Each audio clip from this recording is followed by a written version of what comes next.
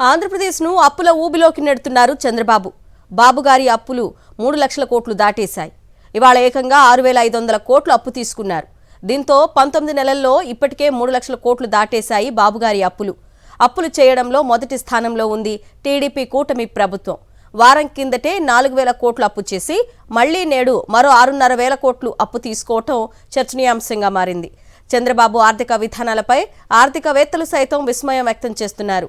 ఇలా అప్పులు చేస్తూ పోతే ఆంధ్రప్రదేశ్ ఆర్థిక వ్యవస్థ ఘోరంగా దెబ్బతింటుందని హెచ్చరిస్తున్నారు. ఇప్పటికే అత్యధిక అప్పులు చేసిన రాష్ట్రంగా ఆంధ్రప్రదేశ్ నిలిచింది. ఏపీ సీఎంలలో అత్యధిక అప్పులు చేసిన ఘనత కూడా చంద్రబాబుకే దక్కింది.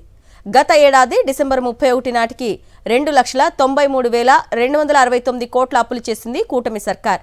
తాజాగా మరో 6,500 కోట్ల అప్పు చేయడంతో చంద్రబాబు చేసిన మొత్తం అప్పులు 3 లక్షల కోట్లకు చేరాయి. రాష్ట్రంలో ఎలాంటి సంపద సృష్టి లేకుండా ఏడాదిన్నర పాలనలోనే 3 లక్షల కోట్ల అప్పులు తేవడంపై ఆర్థికవేత్తలు ముక్కున వేలేసుకుంటున్నారు. 2024-25 ఆర్థిక సంవత్సరం మార్చి వరకు కాగ్ నిర్ధారించిన అప్పు 81,597 కోట్లు కాగా 2025-26 ఆర్థిక సంవత్సరంలో నవంబర్ వరకు కాగ్ నిర్ధారించిన అప్పు 77,040 కోట్లు. డిసెంబర్ 2న 3,000 కోట్ల రుణం తేగా డిసెంబర్ 30న 4,000 కోట్లు, జనవరి 6న 6,000 కోట్లు అప్పు తెచ్చారు చంద్రబాబు. ఇక బడ్జెట్ బయట కార్పొరేషన్ల ద్వారా కూడా భారీగా అప్పు తీసుకున్నారు చంద్రబాబు. ఏపీ మార్క్ ఫెడ్ ద్వారా ఏకంగా 19,900 కోట్లు, జల జీవన్ మిషన్ కార్పొరేషన్ ద్వారా 10,000 కోట్లు, ఏపీ ఎండిసి ద్వారా 9,000 కోట్లు అప్పు తెచ్చారు. అంతేకాదు ఏఐసిసి ద్వారా 8,500 కోట్లు, పౌర సరఫరాల సంస్థ ద్వారా 7,000 కోట్లు, ఏపీ పవర్ ఫైనాన్స్ కార్పొరేషన్ ద్వారా 6,710 కోట్లు, ఏపీ బ్యావరేజెస్ కార్పొరేషన్ ద్వారా 5,750 కోట్లు అప్పు సమీకరించారు చంద్రబాబు. అటు ఏపీ సిపిడిసిఎల్, ఏపీ ఎస్పీడిసిఎల్ నుండి 5,473 కోట్లు, నాబార్డ్ నుండి డిస్కమ్స్ కు 3,762 కోట్లు, ఎస్బీఐ ద్వారా ఏపీ పవర్ ఫైనాన్స్ కార్పొరేషన్ 2,000 కోట్లు, ఏపీ విమానాశ్రయాల అభివృద్ధి కార్పొరేషన్ ద్వారా 1,000 కోట్ల అప్పు చేసి మొత్తం రాష్ట్రాన్ని అప్పుల రాష్ట్రంగా మార్చేశారు చంద్రబాబు. గత వైఎస్ఆర్సీపీ హయాంలో పెద్దగా అప్పులు చేయకపోయినా ఏపీ శ్రీలంక అయిపోతుందంటూ గగ్గోలు పెట్టిన చంద్రబాబు నేడు రికార్డు స్థాయిలో అప్పులు చేయడంపై విమర్శలు వెల్లువెత్తుతున్నాయి. ఇక ఇదే అంశంపై పూర్తి సమాచారాన్ని మా ప్రతినిధి సతీష్ లైవ్ ద్వారా అందిస్తారు.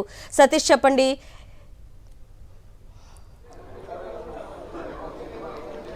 అరుణ, ఆంధ్రప్రదేశ్ రాష్ట్ర ప్రభుత్వం అప్పులు అనేది ఒక రికార్డు స్థాయిలో చేరుకుంటున్న పరిస్థితి ఉంది. ఇవాళ అక్షరాల 3 లక్షల కోట్ల మార్కుని ఆంధ్రప్రదేశ్ రాష్ట్ర ప్రభుత్వం అప్పుల్లో దాటింది.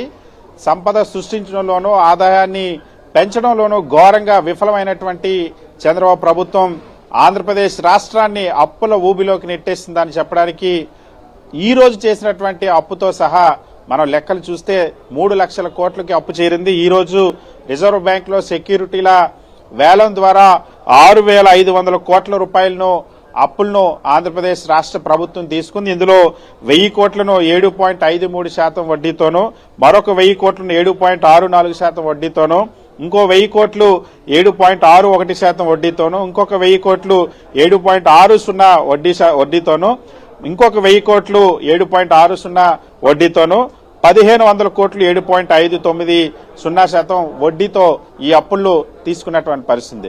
సో గత వారంలోనే వాస్తవానికి డిసెంబర్ 30 ఏదైతే డిసెంబర్ 30 అంటే గత మంగళవారమే 4,000 కోట్ల రూపాయలు అప్పు చేసినటువంటి చంద్రబాబు ప్రభుత్వం 7 రోజులు తిరగకుండానే మరొక 6,500 కోట్ల రూపాయలను ఈరోజు అప్పులు చేసింది.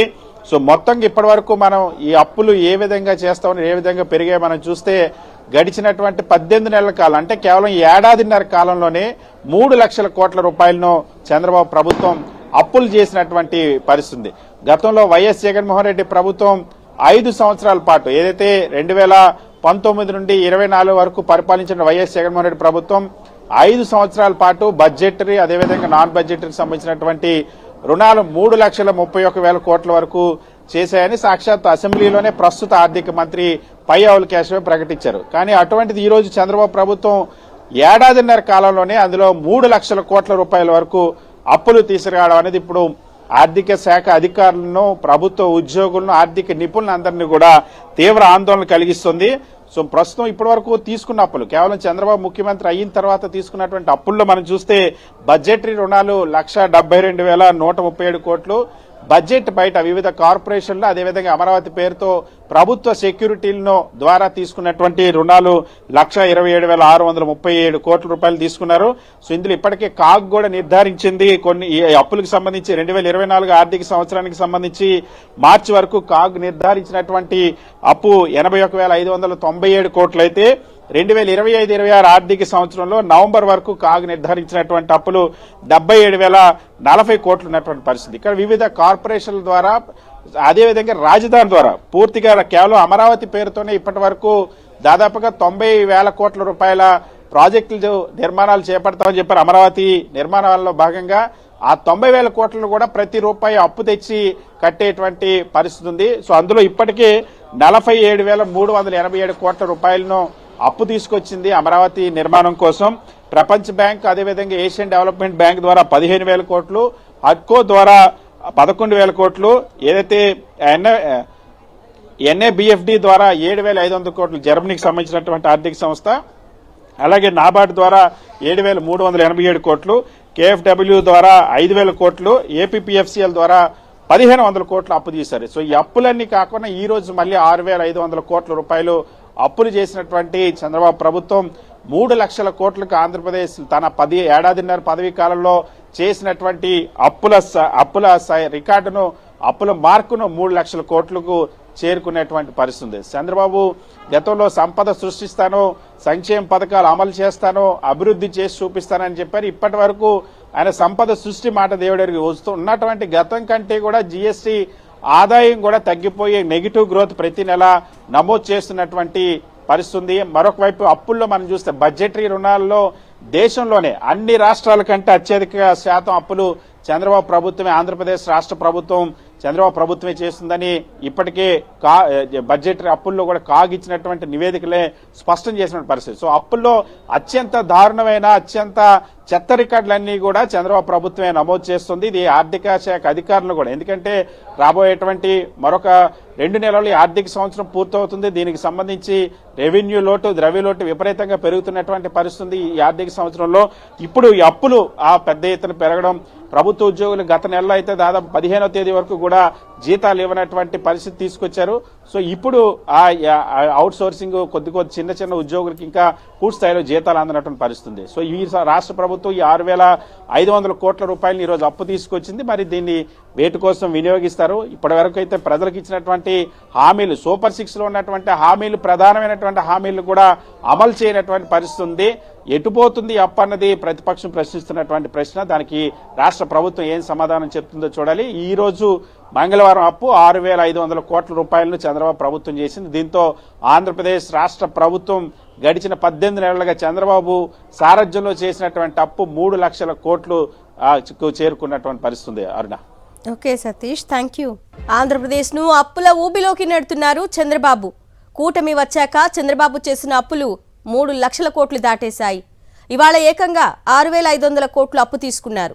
దీంతో 19 నెలల్లో ఇప్పటికే 3 లక్షల కోట్లు దాటేశాయి చంద్రబాబు అప్పులు చేయడంలో మొదటి స్థానంలో ఉంది టీడీపీ కూటమి ప్రభుత్వం. వారం కిందటే 4,000 కోట్లు అప్పు చేసి మళ్లీ ఇవాళ మరో 6,500 కోట్లు అప్పు తీసుకోవటం చర్చనీయాంశంగా మారింది. చంద్రబాబు విచ్చలవిడిగా చేస్తున్న అప్పులపై ఆర్థికవేత్తలు సైతం విస్మయం వ్యక్తం చేస్తున్నారు. ఇలా అప్పులు చేస్తూ పోతే ఆంధ్రప్రదేశ్ ఆర్థిక వ్యవస్థ ఘోరంగా దెబ్బతింటుందని హెచ్చరిస్తున్నారు. ఇప్పటికే అత్యధిక అప్పులు చేసిన రాష్ట్రంగా ఆంధ్రప్రదేశ్ నిలిచింది. ఏపీ సీఎంలలో అత్యధిక అప్పులు చేసిన ఘనత కూడా చంద్రబాబుకే దక్కింది. గత ఏడాది డిసెంబర్ 31 నాటికి 2,93,269 కోట్ల అప్పులు చేసింది కూటమి సర్కార్.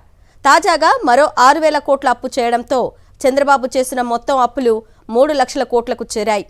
రాష్ట్రంలో ఎలాంటి సంపద సృష్టి లేకుండా ఏడాదిన్నర పాలనలోనే 3 లక్షల కోట్ల అప్పులు తేవడంపై ఆర్థికవేత్తలు ముక్కున వేలేసుకుంటున్నారు. 2024-25 ఆర్థిక సంవత్సరం మార్చి వరకు కాగు నిర్ధారించిన అప్పు 81,597 కోట్లు కాగా 2025-26 ఆర్థిక సంవత్సరంలో నవంబర్ వరకు కాగు నిర్ధారించిన అప్పు 77,040 కోట్లు. డిసెంబర్ 2న 3,000 కోట్ల రుణం తేగా డిసెంబర్ 30న 4,000 కోట్లు, జనవరి 6న 6,000 కోట్లు అప్పు తెచ్చారు చంద్రబాబు. ఇక బడ్జెట్ బయట కార్పొరేషన్ల ద్వారా కూడా భారీగా అప్పు తీసుకున్నారు చంద్రబాబు. ఏపీ మార్క్ఫెడ్ ద్వారా ఏకంగా 19,900 కోట్లు, జలజీవన్ మిషన్ కార్పొరేషన్ ద్వారా 10,000 కోట్లు, ఏపీ ఎండీసీ ద్వారా 9,000 కోట్ల అప్పు తెచ్చారు. అంతేకాదు ఏపీఐఐసి ద్వారా 8,500 కోట్లు, పౌర సరఫరాల సంస్థ ద్వారా 7,000 కోట్లు, ఏపీ పవర్ ఫైనాన్స్ కార్పొరేషన్ ద్వారా 6,710 కోట్లు, ఏపీ బావరేజెస్ కార్పొరేషన్ ద్వారా 5,750 కోట్లు అప్పు సమీకరించారు చంద్రబాబు. అటు ఏపీ సిపిడిసిఎల్, ఏపీ ఎస్పీడీసీఎల్ నుండి 5,473 కోట్లు, నాబార్డ్ నుండి డిస్కమ్స్కు 3,762 కోట్లు, ఎస్బీఐ ద్వారా ఏపీ పవర్ ఫైనాన్స్ కార్పొరేషన్ 2,000 కోట్లు, ఏపీ విమానాశ్రయాల అభివృద్ధి కార్పొరేషన్ ద్వారా 1,000 కోట్లు అప్పు చేసి మొత్తం రాష్ట్రాన్నే అప్పుల రాష్ట్రంగా మార్చేశారు చంద్రబాబు. గత వైఎస్ఆర్సీపీ హయాంలో పెద్దగా అప్పులు చేయకపోయినా ఏపీ శ్రీలంక అవుతుందంటూ గగ్గోలు పెట్టిన చంద్రబాబు నేడు రికార్డు స్థాయిలో అప్పులు చేయడంపై విమర్శలు వెల్లువెత్తుతున్నాయి.